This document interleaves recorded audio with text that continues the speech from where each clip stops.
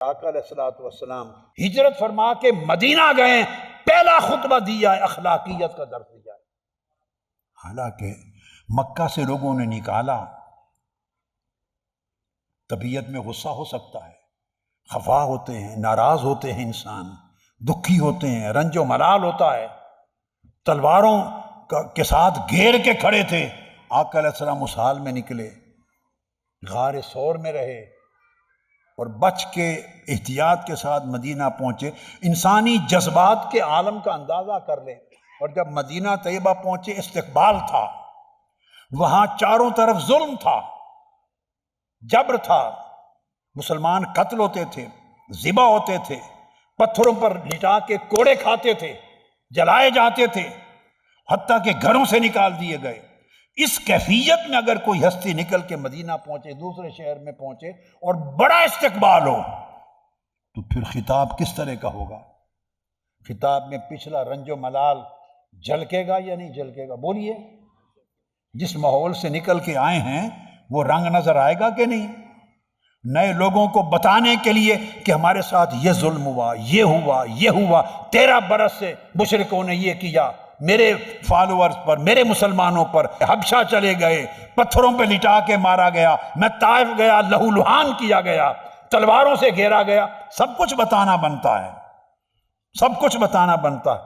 مگر آقا علیہ الصلوۃ والسلام جب اس کنڈیشن میں مدینہ طیبہ جاتے ہیں تو وہاں پہنچ کر ایک رنج اور ملال کی بات نہیں کرتے۔ یہ ہے سیرت محمدی۔ اور پہنچ کے کہتے ہیں، یا ایھا الناس فقدموا لانفسکم، آخرت کے لیے اچھے اعمال کا ذخیرہ لے جاؤ۔ اپنا خطبہ یہاں سے شروع کر دو، آخرت کا سامان پیدا کر دو، قیامت کا دن آنے والا ہے، جو مال تمہیں دیا گیا اس میں سے کچھ صدقہ کرو تاکہ آخرت میں آپ کے کام آ جائے۔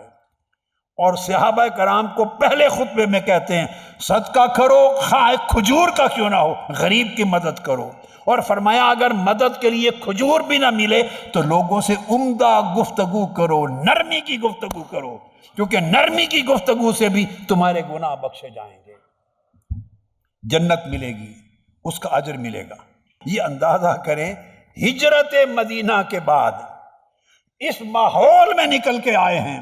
آپ انسانی جذبات کا اندازہ کریں، انسانی نفسیات کا اندازہ کریں، انسان کی کیفیات کا اندازہ کریں، اس ماحول میں کس طرح کا خطاب ہوتا ہے۔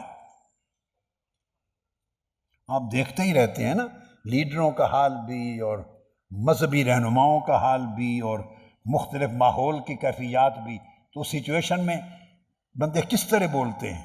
مگر آقا علیہ السلام مجال ہے ایک جملہ پچھلے رنج اور ملال کی زندگی کا بیان فرما دیں۔ وہ فرماتے ہیں لوگوں نیک بات کرو، عمدہ بات کرو، نرمی کی بات کرو، صدقہ کرو، خیرات کرو، آخرت کا خیال کرو۔ یہ ہے سیرت طیبہ۔